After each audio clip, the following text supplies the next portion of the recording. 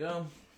What's good, my gorillas, and welcome back to the channel. My name is Marcello. I talk about media with a focus on 90s kids books, mostly, and today we are recapping and reviewing The Predator, the first installment in the arc of Marco, and our first window into the mind of 90s YA's funniest, cutest protagonist. His name is Marco, he can't tell you his last name or where he lives, and I have been looking forward to this one. Book facts. The Predator was published in 1996, the same year as my sister Serafina was born. It was written by K.A. herself, and the cover is by David Mattingly. I always say K.A. herself when I'm writing these scripts, but you guys know that I am referring to the team that is K.A. and her husband, Michael Grant.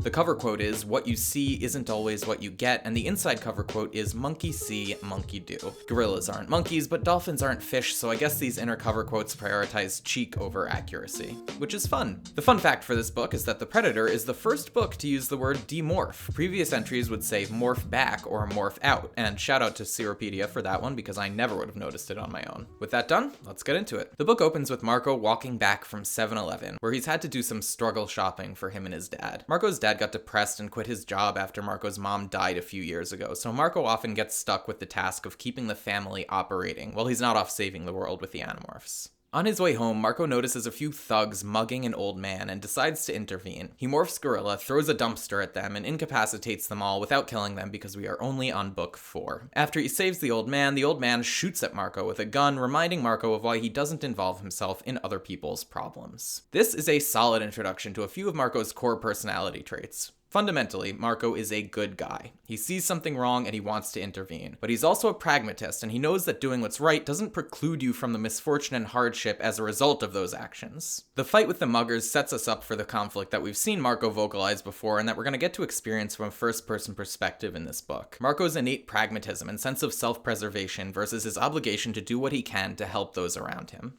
The next day, Marco's telling the group about his heroic escapades, and he gets some light chastisement from Jake. He also introduces us to the other Animorphs, stating that Cassie is the least like him, citing her sense of empathy, her sincerity, and her ability to sense when someone is feeling bad and say the right thing to make them feel better. I've got to disagree with Marco here. I think that he and Cassie have a lot more in common than he'd like to admit. Marco also excels at saying the correct thing at the correct time to make people feel better. His strategy is a little bit more humor-oriented than Cassie's is, but ultimately they have a similar effect on the group in many situations. If I had to choose one Animorph who is the most dissimilar to Marco, notwithstanding Axe because he's not human, I would probably pick Tobias, who isn't human either, I guess, but you know what I mean. Tobias is extremely emotionally closed off from the group. He makes decisions largely based off of feeling rather than logic, and he has a sort of guarded relationship with most of the Animorphs. It would be hard to imagine Tobias acting as the social glue in the group dynamic the way that Marco does, or being substantially comforting to someone in need. Tobias feels so much, and this takes up so much of his character that I can't picture him being a source of comfort for anyone unless they had a pre-existing relationship with him in which this was his role. But even in his relationship with Rachel, he isn't exactly emotionally available. This is a Marco video, so let's move on. So Jake is lightly chastising Marco for using the morphing powers in a non-Yeerk battle, but he's not as stern as he would be with the other Animorphs in similar situations, likely because Marco is Jake's best friend. Jake pivots to telling the group that he's been chatting with Axe, who would like to figure out a way to get home. He lets them know that they've decided the best way to do this would be to steal a Yeerk ship. So the gang meets up with Axe and they exchange awkward interspecies pleasantries before talking through the potential logistics of stealing said ship. Axe lets them know that he could spoof a Yeerk distress beacon for some minor matter and use that to lure a Yeerk ship into a vulnerable position where the Animorphs would be able to steal it. Marco's offering light pushback throughout this conversation, and when he brings up that even a single bug fighter would be crewed by a Hork-Bajir warrior, Axe asks if Marco fears them. When Marco confirms that he does, Axe states that fear is unworthy of a warrior. Marco replies by asking if Axe has ever fought a Hork-Bajir himself, or any controller for that matter, and Axe replies and tells him that in fact he has not. Marco lets Axe know that it is, in fact, very scary. This is another great character moment for Marco. In the face of an alien trying to intimidate him with the rigidity of his military moral code, Marco stands firm and asserts the value of his actual lived experience. It takes courage to admit that you're scared of something, and as Ned Stark says, the only time that you can really be brave is when you're afraid. Marco, young kid as he is, has figured this out even while Axe, who is also a kid but also is a warrior cadet and Andalite Arist, has not.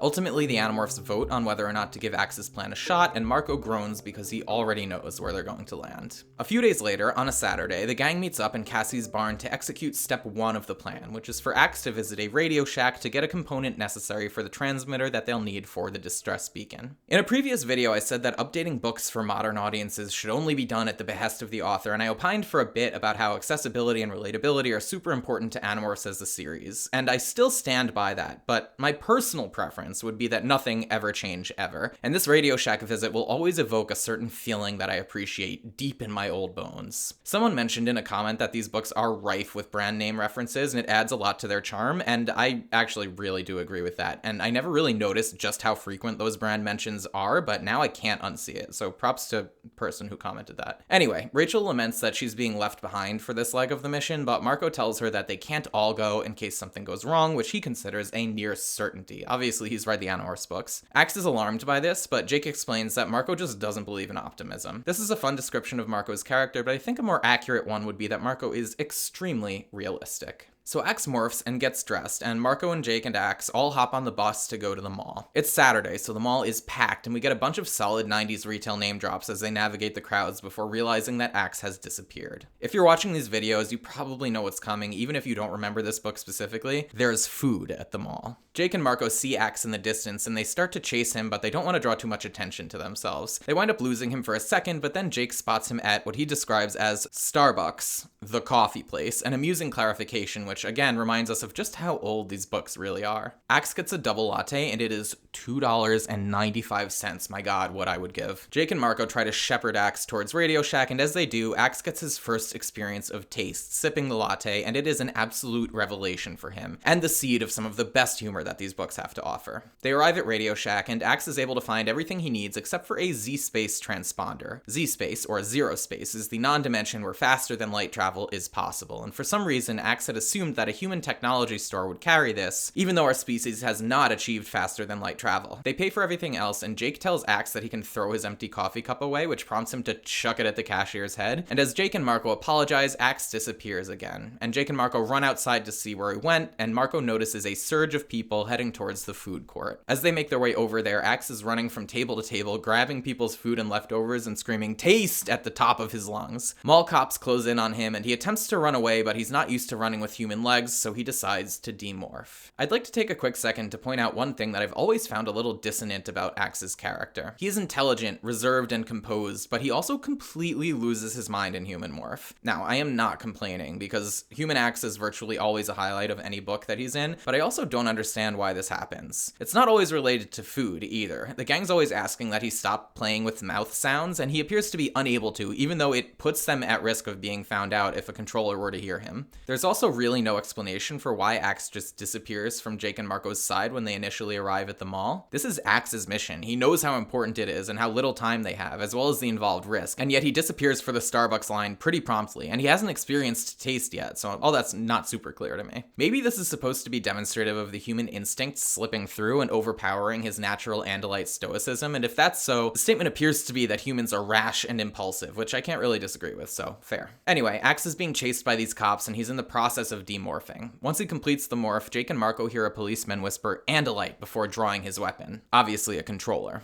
So the controller cop stands between Ax and the door, but a flash of Ax's tail later, and he has been disarmed. With that, Jake, Marco, and Andalite Ax make their way out of the mall and into the grocery store across the street. Marco screams that there's a bomb, which is a very pre-9/11 thing to put in a kid's book, and in the ensuing panic, the three fugitives make their way to a lobster tank, hop in, acquire a few lobsters, and morph. The lobster's senses are substantially duller than human senses, and its mind is devoid of much other than a faint desire to eat. As Ax remarks on this, I'm reminded that Ax probably doesn't have as much experience morphing as the Animorphs do at this point. He's probably only ever morphed a Kafit or Kafit bird, I'm not sure how that one's pronounced. Anyway, after about an hour, Ax is tracking the time, the three of them are hoisted out of the pool and they're placed in an icy, dark place. They wonder if controllers have them and are losing lucidity due to the ice slowing their body's functions when Ax states that they have 7 minutes left in morph. As the three resolve to demorph, consequences be damned, Marco feels a rush of steam and realizes that they're about to be dropped into a boiling pot of water. daughter. As he demorphs, his mouth is the first thing to emerge, and he lets out a scream which causes the woman holding him to drop him. The three of them complete their demorph, while the terrified human watches before they assure her that she is only dreaming. Before they leave, Marco requests that she let the other three lobsters go. I once again have to ask how in the world the Animorphs thought that they were going to get away with this. These early installments are really full of some very reckless behavior. First, Jake and Marco ran through the street with an Andalite in tow. Now they're basically using the worst excuse ever to keep this woman quiet, and while I'm sure that there is a world in which she won't tell anyone about her experience with the talking lobsters that turned into people and aliens, she could very well end up a controller one day. This isn't like the guy in the alleyway that Rachel half morphs in front of in book 2. For all we know, this lady is like an important engineer or something, and she's next on the controller's list. I'm not sure what their alternative would be in this case though, so I guess I'm just gonna have to let this one go.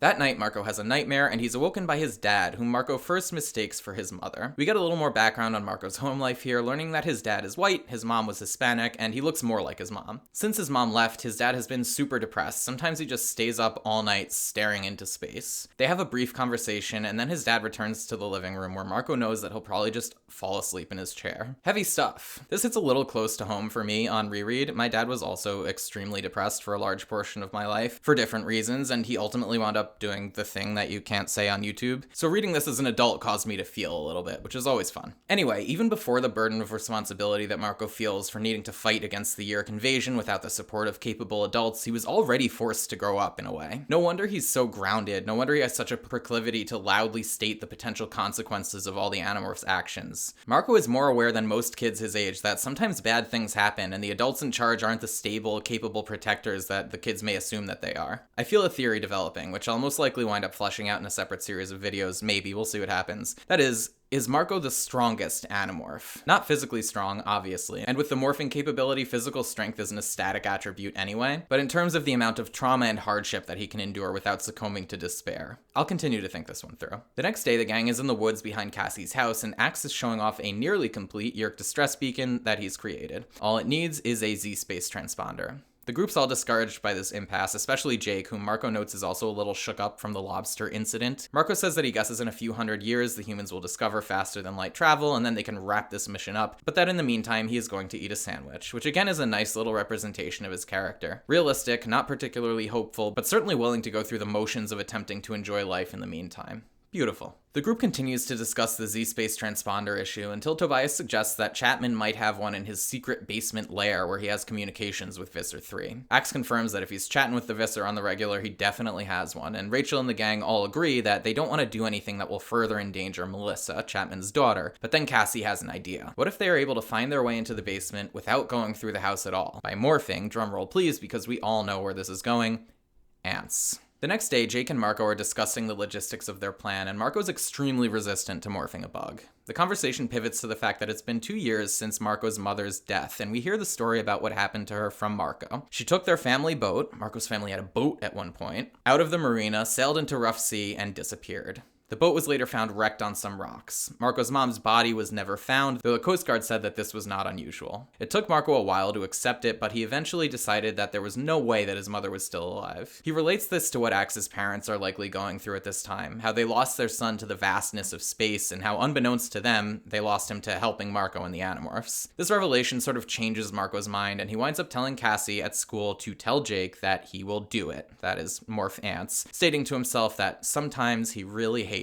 having a conscience. Again, perfectly Marco. He's so aware of the myriad risks of each mission the Animorphs take on, the gravity of the potential consequences, but he also knows that there's an Andalite family out there already facing those consequences. Marco can help, so he does. Marco is more consistent and adherent to his principles than any other Animorph, at least so far in the series. He really is like the Animorph's rock. Even in the most dire circumstances, he can be counted on to give an honest assessment of their situation and to make the decision he deems ethically right, regardless of his personal feelings. Later on, the Animorphs meet in the house next door to Chapman's, which is vacant because it's on the market, and they've already acquired some ants from Cassie's barn and are scared but ready to go. Chapman will be at a sharing meeting, so this is a good window of opportunity, and they are taking it. Their plan is to morph ants, head across the grass into Chapman's yard, find a crack in the wall, and just go straight into the basement. So they all morph, and Marco's preparing himself for an onslaught of instincts, but what he's not prepared for is a little bit of subtractive synthesis. Rather than adding the ant mind to his human mind, the morph simply causes Marco's ego to evaporate. He's left with no sense of self, only the vague knowledge that there are enemies nearby. Tobias is yelling at them in thought speak, trying to snap them out of their ant reverie, and eventually Marco's mind resurfaces, followed by the rest of the group. As Axe regains control, he laments that the ant is not whole, that they're just cells, parts of a greater organism. Tobias urges them to demorph, but they agree that they've come so far and they have to get this mission over with, and they begin to head towards Chapman's house.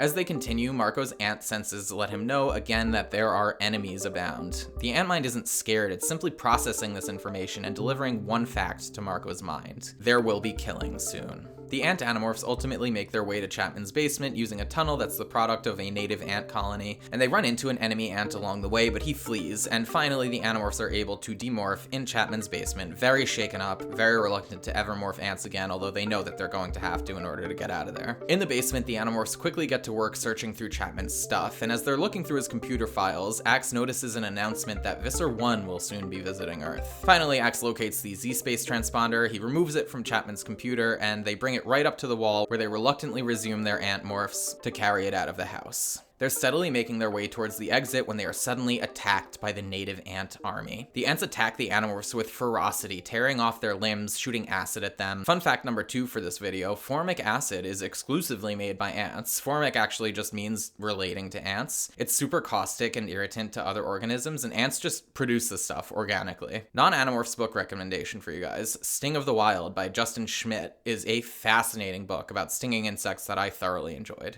Anyway, the Animorphs are in the process of being dismantled by this opposing ant army, and they realize that they have no choice but to demorph, which they promptly do. The descriptions here are really graphic, and I would do them a disservice if I tried to replicate them in this recap, so let it suffice to say that this experience will undoubtedly be extremely traumatic for the group. As they demorph, they erupt out of the ground like weird insectoid zombies where they're finally safe. What a fun few morphs this has been for Marco. First a sea cockroach, then an ant. Marco manages to fire off a joke in the haze of emotion that everyone is feeling, which helps break everyone from their post-traumatic daze. That evening, Marco is showering, and he pulls a severed ant head out that's embedded in the skin around his waist. The next morning, Marco notices that his dad does not look okay, and assumes that it's because of the anniversary of his mom's disappearance, which is quickly approaching. At school, the Animorphs are similarly affected, though for different reasons, and Marco notices that each in turn has a grim, detached look on their face. Terror of this magnitude, Marco notes to himself, is not so easy to shake off. He worries that one day one of the Animorphs will wind up losing their mind entirely, noting from his experience with his father that this can happen to pretty much anyone. Marco's dad used to be an engineer. They used to have a nice house and a nice car and a boat, apparently, and they used to live in Jake's neighborhood, which seems to be a lot nicer than where he and his father live right now. Now, in the wake of his mom's disappearance, Marco's dad is a part-time janitor, and Marco doesn't really care what job his dad has, but he certainly does care about the fact that when he lost his mom, he kind of lost his dad too. All this is to say that Marco's very aware of the effect that trauma can have on people. At lunch, Rachel nearly gets into a fight with another girl, which Marco attempts to unsuccessfully de-escalate before they find themselves in Chapman's office. It's a tense situation in there, with Rachel in no mood to mince words, but Marco manages to diffuse it by telling Chapman that the girls were simply fighting over him. This makes Rachel smile in spite of herself, and Chapman yells at them a bit before releasing them. Afterwards, Rachel tells Marco how much she appreciates him and admires his ability to stay in control, which kind of makes Marco laugh. She's basically just telling him things that I've already elaborated on at length in this video, so I won't repeat myself other than to say that I agree with Rachel. Later, the Animorphs reunite to carry out their actual plan, which is to bait and ambush a Yeerk ship so that Axe can escape off of Earth. The Animorphs decide that the best place to do this is a nearby quarry, and they settle on the following Saturday as their execution date. After the mission, Marco and Jake are walking together when Marco lets Jake know that this is going to be his last mission. He's done enough. Jake offers surprisingly little pushback, either because he knows Marco will come back around, or, and the book seems to be leaning in this direction, because Jake can tell that Marco is serious and that he's thought this through. Jake knows Marco really well, and he knows that Marco wouldn't make a decision without fully going through all of the potential consequences. Jake asks what Marco will be doing on Sunday, the anniversary of his mother's disappearance or death, and Marco tells him that he doesn't know, but the next year he doesn't want his dad to be leaving flowers on 2 graves. So I've said a lot in this video about Marco's ability to always follow his conscience, absence, and I feel the need to deconstruct this decision a little bit. Yes, Marco is kind of abandoning the fight against the Yeerks at this moment, although the book seems to excuse it via Jake's statements. Apparently Marco has done enough. Marco isn't really thinking about himself here, he is thinking about his father, and it's not as if in Marco's absence the Yeerks are just going to be able to run roughshod over the human race. The rest of the Animorphs will still be fighting, presumably, although they will be much weaker for Marco's absence, arguably detrimentally so. At the end of the day, I don't think that this decision conflicts with any of my established notions of Marco's personality and character, so let's move on. That Saturday, the gang morphs Falcons, and they fly out to the quarry with the fully functioning Yeerk distress beacon. Once in place, they morph their deadliest animals, with Axe remaining in his Andalite form, and then they activate the beacon and await the ship's arrival.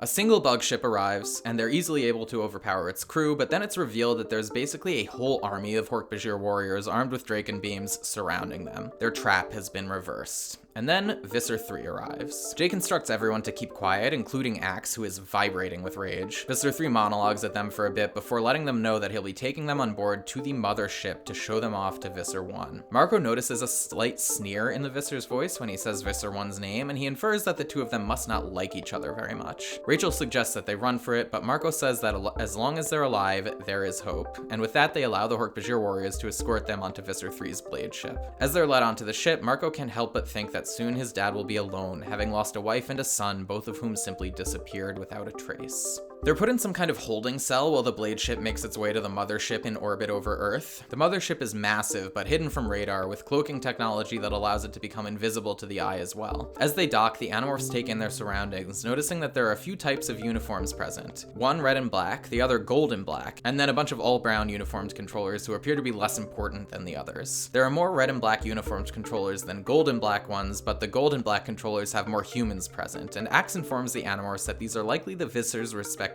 private armies. As they watch, Visser 3 appears, flanked by a human whom they can only assume is Visser 1. Visser 3 tells her, in Thoughtspeak broadcast so that everyone can hear it, that he has caught the Andalite bandits, that the crisis is over, and thus her visit has been pointless. Visser 1 nods and looks up at the Animorphs with her dark brown, human eyes that look strikingly similar to Marco's, and which watch him every night from the framed picture beside his bed, because Visser 1 is Marco's mother. Gorilla Marco sits down hard upon this revelation, and Jake privately urges him to stand before he makes them suspicious, which is kind of pointless. The Vissers take passive-aggressive jabs at each other, and we learn that Visser 1 took a human host and learned about the planet and humans in advance of the full-blown invasion. That she was in fact the reason that the invasion was possible at all, and that she considers its current state of endangerment to be a product of Visser 3's criminal incompetence. Marco, meanwhile, realizes that no one in the group other than Jake met his mother prior to this, so they're unaware of the gravity of what's just transpired.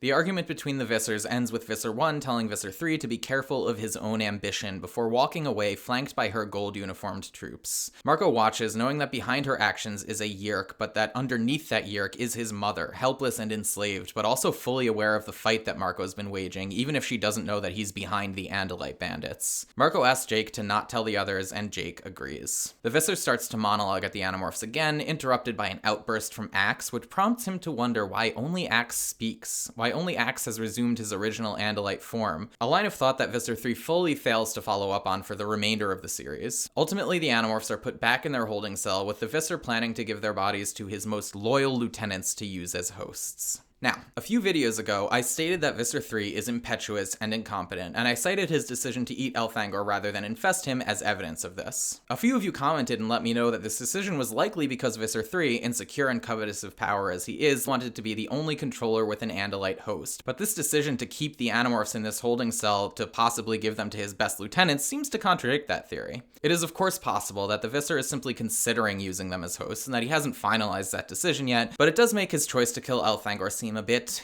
impetuous. I'm mostly just poking fun. I love you guys in your comments. You're all Animorphs experts in your own right. I'm just a guy with a YouTube channel. Anyway, back in the holding cell, the Animorphs know that they're trapped, though they're determined to stay in morph lest the revelation of their human form incur further harm on their respective families. As they sit, Marco thinks about his mother, wondering when she was taken by the Yeerks. How many of his interactions with her were not with her at all? He realizes that the faking of her death was likely because the invasion had started in earnest, and that Visser 3 was taking over, allowing Visser 1 to leave the planet for good. The gang has all but given up up at this point, but Marco refuses to and rouses them with a nice motivational speech before suggesting that they morph ants again. They can escape into the walls, he says, and maybe do some real damage to the ship or the onboard Kandrona, even if they can't escape. This marks another turning point for Marco, who we'll recall was just about ready to quit prior to this mission. He also hated the ant morph, as we know, so this is a pretty big sacrifice that he's willing to make. Pretty big about face as far as his attitude goes. The Animorphs are about to demorph and then morph into ants when the door to their cell opens and 3 gold uniformed Hork-Bajir are standing there next to 4 red uniformed Hork-Bajir who are on the ground, unconscious or worse. One of the Hork-Bajir gives them instructions to escape, and the Animorphs have a brief private thought-speak discussion before reasoning that it is likely that this is a political move by Visser 1. Let the Animorphs escape to further discredit Visser 3, validating her concern that he is criminally incompetent, a turn of phrase that I just adore, and making Visser 1's visit out to Earth wholly necessary. The Animorphs begin their escape, and although they have the element of surprise, they still do wind up having to fight their way out. Marco and Axe wind up fighting side by side for a bit, and they have a nice character moment where Marco decides that he definitely likes Axe. We are with you there, buddy. Axe kicks ass. The Animorphs are reminded of the ant tunnels as they fight their way through the ship's corridors, leaving a wake of severed limbs and limp bodies behind them. At long last, they make their way into the escape pod and off the mothership. On the ship, before becoming human again, Marco again implores Jake not to tell any of the group who Visser 1 is, and Jake agrees, and they both resolve to someday win this battle.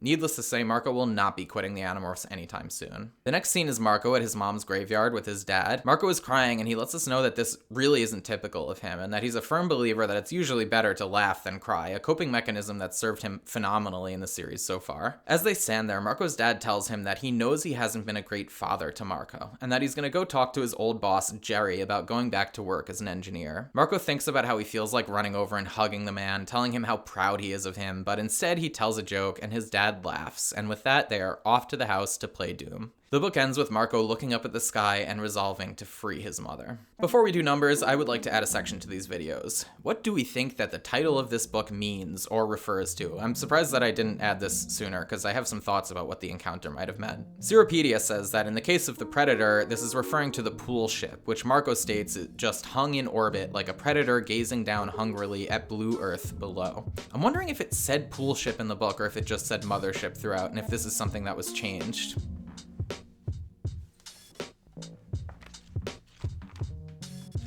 Definitely says mothership. Who knows about the reprints, though? Anyway, Seropedia says that the Predator is the pool ship or the mothership, whichever you prefer. But I think this is a pretty literal interpretation. I think it might also be referring to Visser 1, or specifically the Yeerk inside of Visser 1's head, whose introduction was pretty dramatic and whose host identity is massively impactful to the series as a whole. Visser 1 is a predator, obviously, because she is preying on Marco's mother, which is kind of the point of this whole book. I also wonder to what degree the book titles are even meaningful. There are 54 books, plus the Megamorphs books, plus the Chronicles books, so like obviously there are going to be some throwaway titles in there, but we are in the beginning, so I think this probably is a meaningful one. Anyway, numbers. In terms of plot, I'm giving this book a 6, mainly because nothing really happens, and they're kind of Deus Ex Machina'd out of there 10 pages before the book ends. It's not a bad or difficult read by any stretch, it just feels like a lot of wheel churning, and at the end, notwithstanding the revelations that I'll cover in the next part of the rating, I was kind of left wondering what the point of it all was. With that said, significance, 10 out of 10. To answer the question I just asked, what was the point of it all? The point of it all was to let us know that Visser 1 is Marco's mom, as well as to give us some information about the Yeerk politics and hierarchy. In terms of character development, also 10 out of 10. We get such great insight into who Marco is in this book, the circumstances that have made him this way, what drives him to make the decisions that he makes. He's also been the most reluctant Animorph throughout the series, even resolving to quit in this book, but now, due to the revelation about his mom, he is more resolved than ever to see the fight through to its completion. For writing, 8 out of 10. KA wrote it, it was good.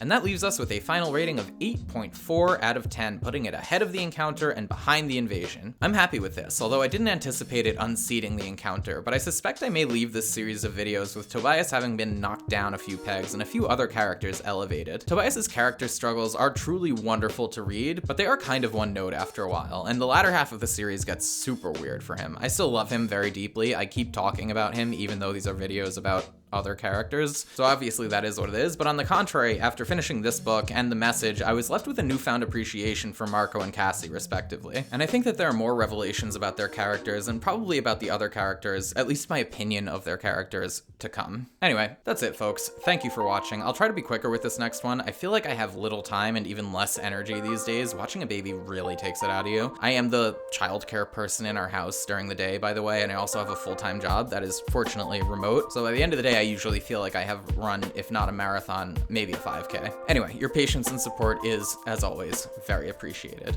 Till next time.